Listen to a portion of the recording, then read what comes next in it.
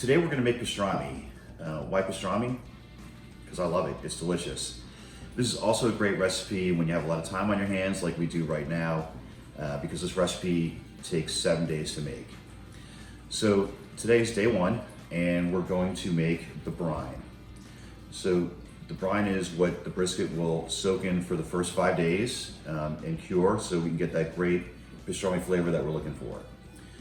So to make the brine, we start off with 2 quarts of water in a pot. We got the kosher salt, granulated sugar, brown sugar, yellow mustard seed, garlic, pickling spice, and pink salt, otherwise known as prog powder or TCM. So you want to take the ingredients that are on the cutting board, add them to the water to make the brine. Once they're all combined, we put them on the stove, bring it to a boil, and then let simmer for 10 to 15 minutes. Once that's done, after 10 or 15 minutes, we're going to add the rest of the water. I do ice water. This way, when you dump it in there, it will cool the brine down rapidly, and you can add your brisket to the brine and start the process right away. Okay, so fast forward to day 5. The brisket has been soaking in the brine for 5 days in the refrigerator. Very important, it stays in the refrigerator, food safety. So as you can see, I trimmed off the thick fat off the top here. And on the other side, trimmed off all the connective tissue. So we're gonna place this in the refrigerator, fat side up, uncovered for 24 hours to get it ready for smoking tomorrow. So the brisket has dried for 24 hours on the bottom shelf of the refrigerator.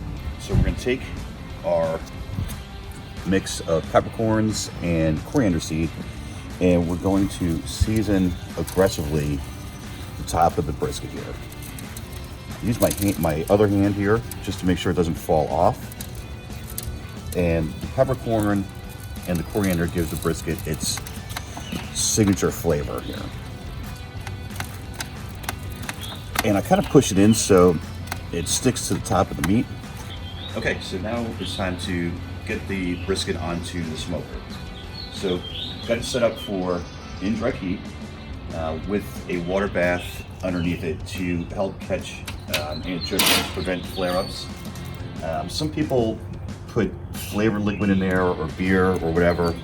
I've found that it doesn't really make a difference in flavor, so I just use water. And I'll save the beer for myself later. So once you get the brisket on, we're looking for a temperature internally of 170 degrees. So I'm going to insert my probe here into the thickest part of the brisket. And we're going to shut it down. So thermometer's in, brisket's on, we've got good smoke happening. We'll check back later and update on progress. This is where we want to be.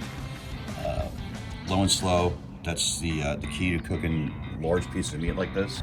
So we're gonna let this guy go. You have to resist the urge to open the top because looking ain't cooking. Okay, so we've reached 170 degrees. The briskets have been on for about 9.5 hours, so now it's time to take it off. And there she is. So what's gonna happen next is we're gonna take it off and we're gonna cover it with foil and allow it to rest for an hour before slicing. So the brisket smoked, it's now pastrami. So let's see what it looks like on the inside.